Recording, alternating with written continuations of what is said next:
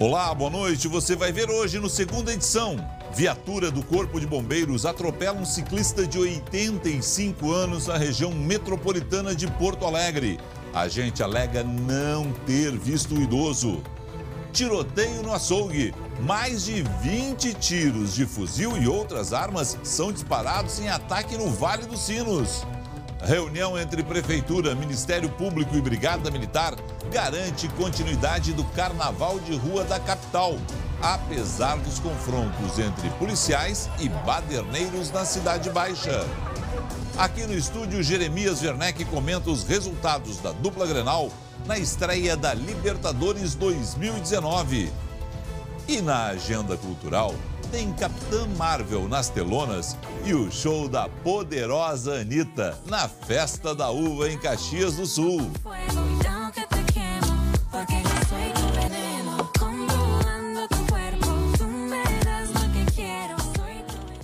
O SBT Rio Grande, segunda edição, está no ar.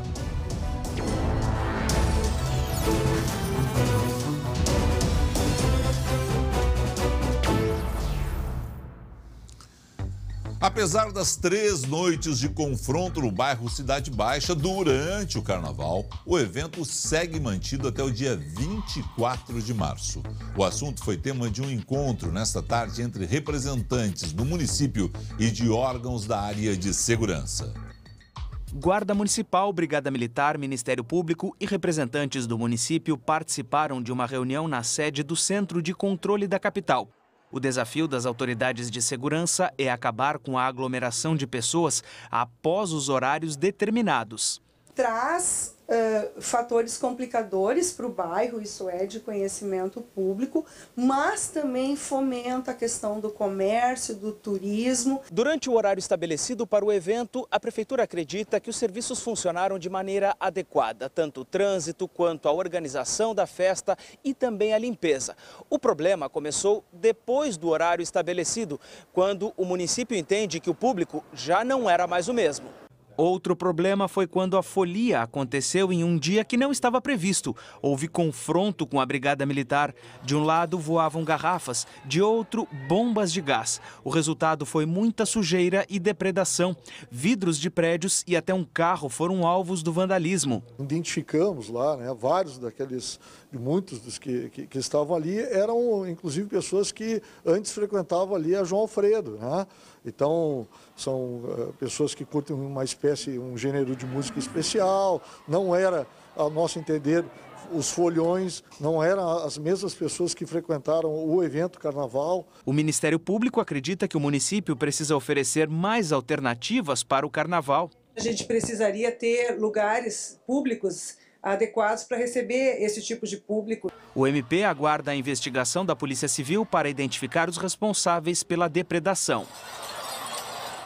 E eu sinceramente espero que quando devidamente identificados os responsáveis por essa baderna toda, por esse quebra-quebra todo, por essa coisa horrorosa que aconteceu na Cidade Baixa e nas imediações durante o Carnaval, feito por baderneiros e marginais, eles sejam devidamente processados e os processos devidamente acompanhados pelo Ministério Público, fazendo sim essas pessoas que não têm essa, não, olha, são crimes de baixa gravidade, não, são baderneiros que ali estavam, cometeram crimes ali, têm que ser devidamente punidos.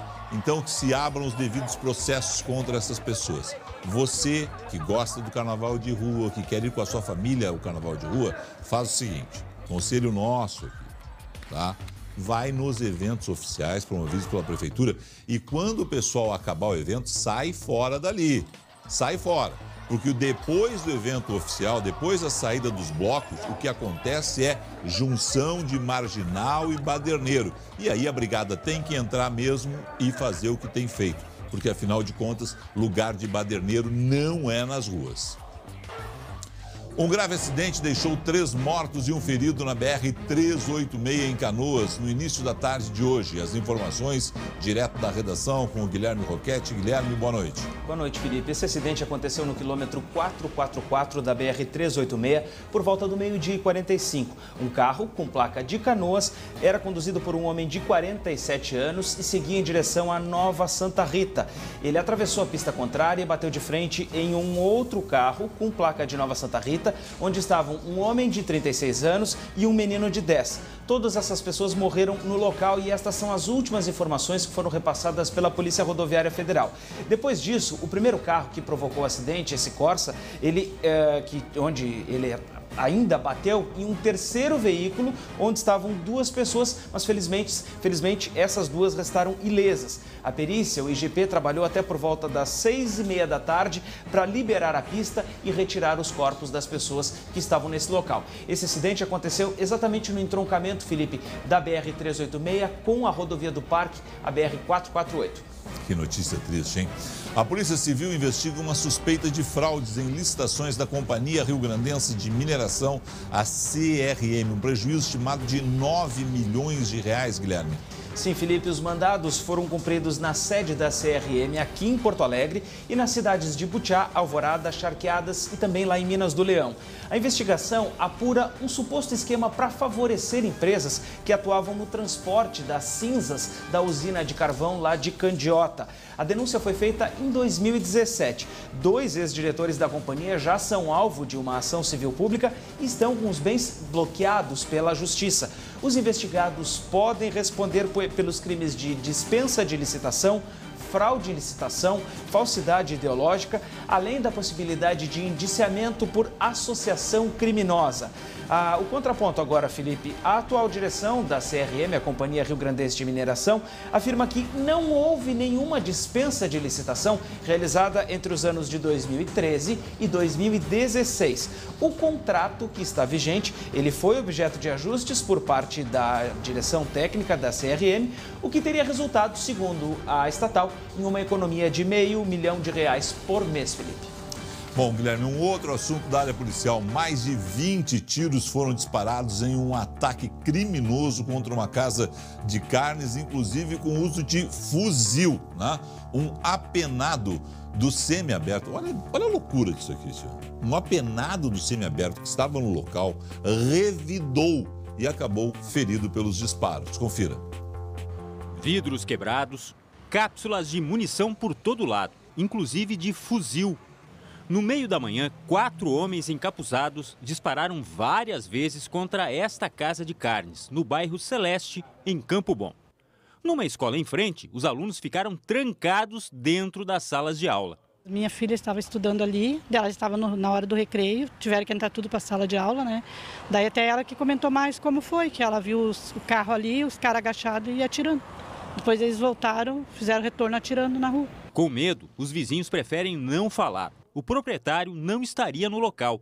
Até este veículo, que estava estacionado, foi atingido pelos disparos. O carro utilizado na ação foi abandonado nesta estrada a cerca de 7 quilômetros da casa de carnes. Ele tem placas de Porto Alegre e foi incendiado. A polícia passou a fazer buscas em toda a região.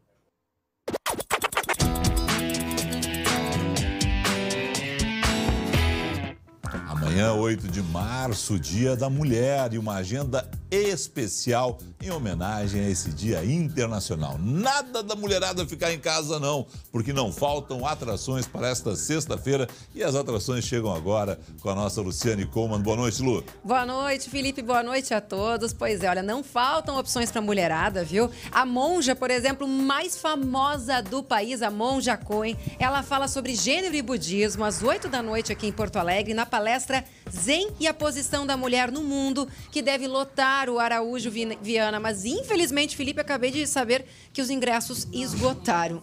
Bom, da Monja, a gente vai para a funkeira, a mais famosa do Brasil. Anitta e a dupla Zé Neto e Cristiano vão levantar do chão os visitantes da Festa da Uva lá em Caxias do Sul a partir das 6 da tarde. Eles são as atrações convidadas para o show de 20 anos da rádio mais nova. E atenção para você que mora na região ou pretende subir a serra. O primeiro que ligar agora para 3230-5244 leva um par de ingressos para esse super show de amanhã. Mas atenção, a retirada dos ingressos é lá na casa do SBT, na Festa da Uva. Pega comigo amanhã. Exatamente, pega lá contigo, lá na casa. E ainda em clima do Dia da Mulher, nas telonas chega uma história muito esperada pelos fãs de super-heróis, viu? A Capitã Marvel é o primeiro filme de uma poderosa do universo Marvel a ganhar um filme só dela. Quem é que vai perder essa estreia, hein? O primeiro que ligar agora para 3230-5244 leva um par de ingressos para qualquer sala do GNC Cinemas, Felipe. Esse é o meu programa de sábado ou domingo, viu, Lu? Ver Capitã Marvel. Eu que sou apaixonado por todos esses filmes aí. Obrigado, Lu. Você volta em instantes. E agora, ele. Como vai, senhor? Tudo bem contigo? Bem, Felipe. Espetacular, 4 pontos e 6, dupla Grenal, fez tudo muito bem, o Inter venceu, o Grêmio empatou, começamos pelo Inter. Olha, eu digo, Felipe, que o Inter conseguiu uma vitória para quebrar o gelo. Uma vitória estreando fora de casa contra um time que vinha embalado. Muita gente está dizendo que o Inter ficou devendo na atuação dele, mas vamos situar aí. O Inter não cedeu muitas oportunidades para o Palestino jogando fora de casa. Marcelo Lomba fez 3 defesas importantes? Fez, mas são defesas de longa distância. Então o Inter não correu muitos riscos. E no final o Inter ainda poderia ter feito mais gols. Brilhou a estrela do Rafael Sobis de novo. É verdade. É impressionante a estrela do Rafael Sobis quando se trata de Libertadores pelo Inter. É verdade. Olha essa defesa do Lomba ali, né? E se a gente pensar no resto dessa fase de grupos, a vitória do Inter ela ainda ganha mais peso, porque o Inter agora tem 3 jogos seguidos em casa, né, contra a Alianza Lima, Palestina e River. E se o Inter vencer os 3 jogos, vai estar classificado antecipadamente para as oitavas. O Grêmio empatou, foi um bom resultado também. Muita gente está dizendo, está frustrado com o empate do Grêmio, mas o Grêmio, mesmo não jogando tudo aquilo que pode, fez esse golaço com o Everton, olha que pintou, né? E joga muito, Cebolinha. Joga muito. E além do gol, teve pelo menos 6 chances para fazer mais um gol. Então, o Grêmio não jogou tudo que sabe, fora de casa, contra um time de camisa pesada e mesmo assim teve muitas chances. Faltou pontaria? Faltou, mas é um bom resultado. Não deixa de ser ruim, não, o resultado do Grêmio contra o Rosário Central. Gauchão com reservas, preservando os 2 times para Libertadores na próxima semana. Isso, o Campeonato Gaúcho está apertado entre Libertadores. Sábado o Grêmio joga contra o São José, pode estrear o Tardelli e domingo o Inter pega o Aimoré. Aí na terça tem Grêmio e Libertad e na quarta tem Inter e Alianza Lima. Volta amanhã depois do Marcelo Coelho, tá certo? Exatamente. Muito obrigado pela sua presença.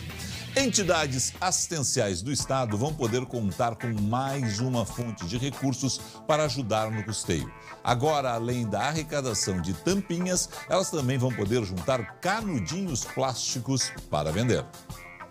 A pequena Ana Clara usa os canudinhos na reabilitação que faz no Educandário São João Batista. As técnicas simulam atividades diárias, como tomar água, para ajudar na coordenação motora. O canudinho plástico é necessário porque os mais duros podem provocar ferimentos. O canudinho plástico ele é mais flexível, então é mais fácil para ela usar. E se o canudo puder ajudar a instituição que cuida da Ana Clara, vai ser mais importante ainda. Os canudinhos vão ser arrecadados da mesma forma que as tampinhas. Basta juntar em casa ou em lojas e levar até as instituições. Depois de enviar o plástico para a reciclagem, as entidades recebem o dinheiro da venda, em torno de R$ 2,00 o quilo. Parece pouco, mas faz muita diferença para instituições como o Educandário, que atende 180 crianças e adolescentes de 0 a 21 anos. Desde 2016, a instituição já juntou 28 toneladas de tampinhas e arrecadou R$ 50 mil. O dinheiro ajuda a pagar os funcionários. Por mês, a folha chega a R$ 100 mil.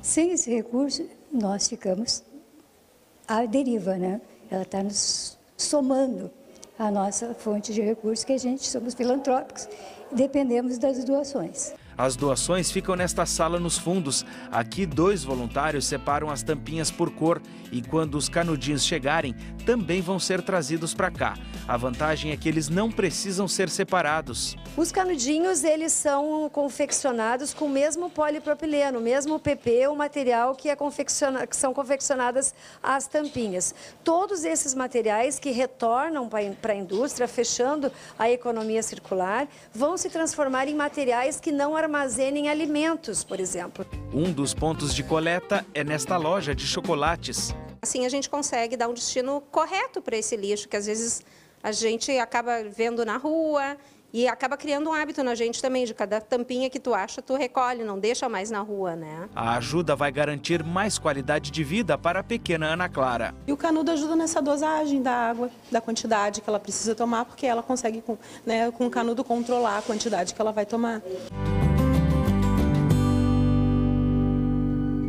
Bacana e fácil de participar. No site da campanha da Tampinha e do Canudinho Legal, você encontra informações de onde ficam os pontos de coleta na sua cidade e as entidades que participam do programa. A gente volta daqui a pouco com a informação completa da previsão do tempo e ainda este atropelamento que aconteceu na cidade de Guaíba. Um carro dos bombeiros atropelou um idoso. Em instantes, todas as informações.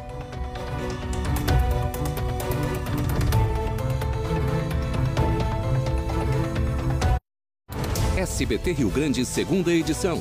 Oferecimento Sicredi. Abra uma conta e descubra que gente que coopera, cresce. Senac, educação profissional mudando vidas. E Farmácias Associadas. Aqui você tem amigos.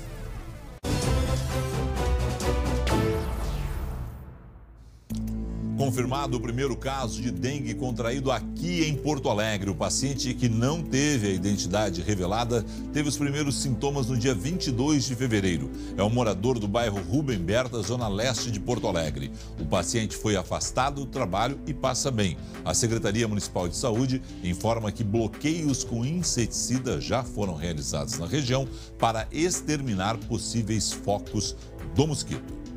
E agora uma imagem daquelas que deixa todos nós tristes, porque afinal de contas significou inclusive um acidente envolvendo um idoso de 85 anos. Uma viatura do Corpo de Bombeiros atropelou esse idoso aqui na região metropolitana de Porto Alegre. Luciane Coleman, as informações a respeito desse caso, estava na faixa de segurança, a viatura do Corpo de Bombeiros vem e colhe ele realmente. O que aconteceu? Bom, Felipe, a imagem é forte, não é? Enfim, a gente vê pelas imagens de segurança, né, o momento em que a viatura atinge o Miguel Medeiros, de 85 anos, lá em Guaíba. O ciclista, infelizmente, não resistiu aos ferimentos e morreu no local.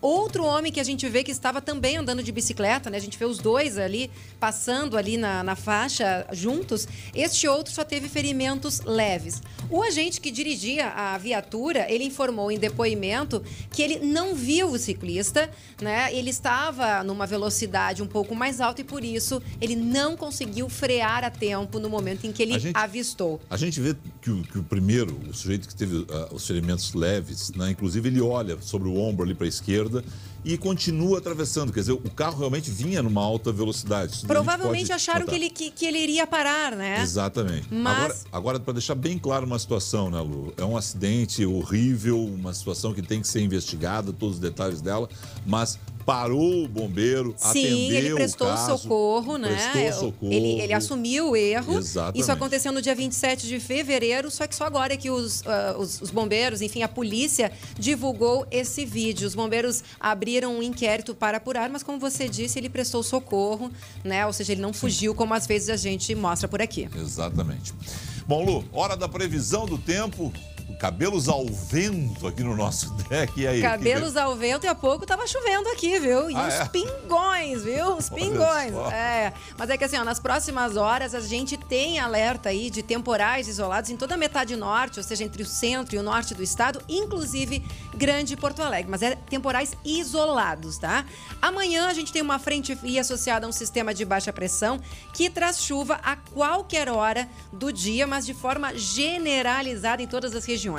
Pela manhã a gente até pode ainda ter sol, tá? Mas aí o que vai acontecer? Eleva a temperatura e aí à tarde não tem jeito, todo mundo vai ter chuva. Já tem alerta de temporal, com chuva forte, risco de vendaval e granizo, lembrando sempre de forma localizada. Certo. Lá em Caxias, onde você vai estar na Festa da Uva, Felipe, máxima, de 29 graus, ou seja, você vê que vai estar quente, mas abafado por causa da umidade da chuva, né? Leva capa de chuva e leva a capa, leva tudo, mas a casa, né, da RBE, a casa do SBT, ela tem a cobertura, ela tem telhado, tá bem protegido por lá. Em Porto Alegre, sexta de calor com máxima de 31 graus e chuva a partir da tarde. No sábado, mais chuva. No domingo, a instabilidade dá uma pausa no sul e no oeste. Mas aqui na capital, não. A gente ainda deve ter chuva, Felipe. Olha, então na segunda-feira que a gente pode ter uma trégua, mas ainda os meteorologistas não estão ainda bem confiantes em dizer vai ter sol ou vai ter chuva. Vamos aguardar e amanhã a gente confirma. Tá bom. E um beijo para todos os nossos amigos de Gravataí, né, Lu? Nossos queridos amigos, o pessoal de Gravataí que lembre da gente bastante. 79 milhões na Mega Sena. Para quem não viu, em instantes a Lu conta essa história no SBT Brasil. Tchau, Lu. Tchau, tchau. Amanhã, direto da Festa da Uva, a gente tem um novo encontro marcado às 11h40 com Marcelo Coelho. Tchau.